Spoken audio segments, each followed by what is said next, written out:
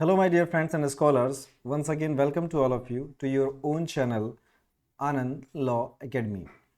दोस्तों, आज हम लोग लेक्चर 4 करने वाले हैं। किस टॉपिक का? पब्लिक इंटरनेशनल लॉ का। And the topic is types of international laws. आपको अगर पब्लिक इंटरनेशनल लॉ पढ़ना है जो कि one's of kind of international law है, तो सबसे पहले ये जान लीजिए कि इंटरनेशनल लॉ के प्रकार की जब हम बात करते हैं तो 3 प्रकार होते हैं। दैट वन इज अ सार्वजनिक इंटरनेशनल लॉ, निजी इंटरनेशनल लॉ जिसे आप प्राइवेट इंटरनेशनल लॉ कहते हैं, and the third one is a supranational laws. अब इन तीनों को वन बाय वन हम समझते हैं नेक्स्ट स्लाइड में। पब्लिक इंटरनेशनल लॉ क्या है?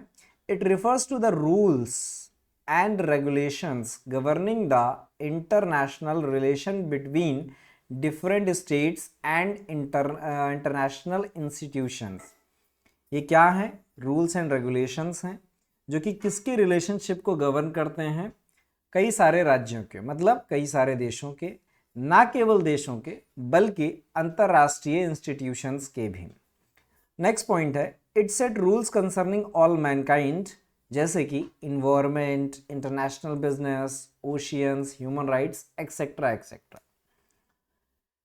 Public international law applies to the international organizations like UN. Public international law जिस प्रकार से राज्यों पर लागू होता है उसी प्रकार से इंटरनेशनल ऑर्गेनाइजेशंस पर भी लागू होता है। ये मैंने आपको ऊपर ही बताया, जैसे कि UN, WTO और जितने भी इंटरनेशनल ऑर्गेनाइजेशंस आप जानते हैं वो यहाँ पर मेंशन कर सकते हैं। एक चीज़ इंपॉर्टेंट है, ये काइटो प्रोटोकॉल, जैसे कि ये क्या है? क्लाइमेट एग्रीमेंट है जो कि कई सारी कंट्रीज इसके सिग्नेटरी हैं। किस बात के लिए ये प्रोटोकॉल है? For the reduction of their greenhouse gases emissions in order to protect the environment. हर देश अपने देश में ग्रीन हाउस गैसेज का उत्सर्जन करता है। काइटो प्रोटोकॉल जो है वो उसी से रिलेटेड है कि आप अपने यहाँ पर, मतलब कोई पर्टिकुलर राज्य अपने राज्य के अंतर्गत ग्रीन हाउस गैसेज का उत्सर्जन कम करेगा। किस लिहाज से? ताकि एनवायरनमेंट को प्रोटेक्शन दिया जा सके। We can also take the convention on the rights of child, a convention ensuring the protection of child rights in the signatory countries। जितने भी चाइल्ड राइट कन्वेंशन को साइन किए गए सिग्नेटरी कंट्रीज हैं जिन्होंने साइन कर रखा है, वो अपने देश में इंश्योर करेंगे चाइल्ड राइट्स को। तो ये 2 एग्जाम्पल आप मान करके लिख सकते हैं अपने एग्जाम्स में। Next one is the private international law.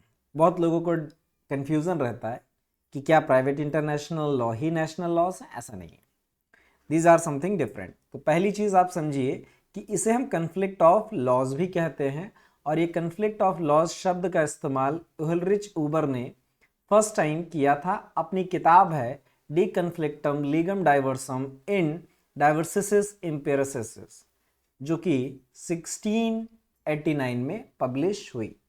Any doubts? Hope so नहीं होगा। 3 चीज़ें हैं, कन्फ्लिक्ट ऑफ लॉज, और ये फर्स्ट टाइम फ्रेज उल्रिच ऊबर ने अपनी किताब डी कन्फ्लिक्टो लीगम डाइवर्सम इन डाइवर्सिस इम्पेरसिस में किया था।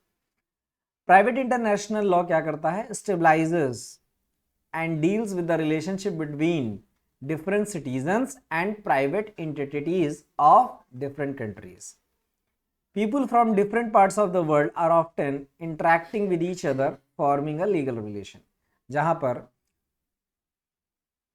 रिलेशनशिप आती है सिटीजन्स की या प्राइवेट एंटिटीज की, ऑर्गेनाइजेशंस की, वहां पर ये प्राइवेट इंटरनेशनल लॉ अस्तित्व में आता है। उदाहरण के तौर पर ये समझिए कि कोई अमेरिकन पर्सन है जो कि इंडियन वुमेन से शादी करता है, अच्छी चीज़ है, और लॉस एंजलिस में स्टैब्लिश हो जाता है, और आगे चल करके शादी में दिक्कतें होती हैं।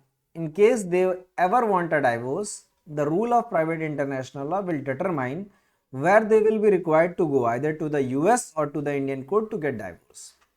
2 लोग हैं, एक भारतीय है और एक अमेरिकन है, दोनों की शादी हुई, लॉस एंजलिस में सेटल हो गए, डाइवोर्स, लेकिन मान लीजिए किसी नौबतवश आ गया है कि डाइवोर्स लेना है, तो वो कहाँ डाइवोर्स फाइल करेंगे? यूएस में करेंगे या इंडिया में? ऐसी प्रॉब्लम्स को सॉर्ट आउट करता है आपका private international law.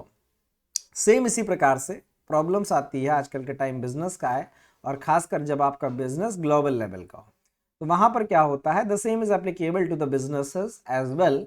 Globalisation has led to business activities between various countries. For example, if you are defrauded by a foreign country, या फिर वहाँ की किसी प्राइवेट एंटिटी या ऑर्गेनाइजेशन के द्वारा अगर आपके साथ कोई डिफ्रॉड हुआ है, तो किस कंट्री के रूल्स एप्लीकेबल होंगे. ये सॉल्यूशन भी कौन देता है, private international law will apply if you want to sue. ये आपको पब्लिक में नहीं मिलने वाला है. होप सो यहाँ तक आपको क्लियर हो गया होगा. जो नेक्स्ट प्रकार है, टाइप है, that one is a supranational laws. And the supranational laws particularly refers to a situation in which nation surrenders to a courts of their choice their right to make a certain judicial decision. आप अपनी जो jurisdiction लग रही है आपकी national courts की, उसको ना अपना करके आप किसी बाहरी कोर्ट को जो कि आपकी पसंद की है उसको क्या कर देते हैं, सिचुएशन कोई भी पर्टिकुलरली रिफर कर देते हैं और कहते हैं कि जो आप डिसीजन देंगे न्यायालय भाई साहब वही हम मानेंगे, और वो डिसीजन क्या करेगा, take priority over the decision made by the national courts. उसकी जो अपनी घरेलू न्यायालय हैं उनके ऊपर वो क्या करेगा, रूल करेगा. मतलब जिस कोर्ट को आप एज अ चॉइस एक्सेप्ट कर रहे हैं वो कोई डिसीजन देगी तो आपकी नेशनल कोर्ट के डिसीजंस नहीं माने जाएंगे, उस चॉइस वाली कोर्ट का पल्ला भारी होगा. Is it clear? Hope so. This distinguishes it from the public international law. For example, supranational law is represented by the European Union.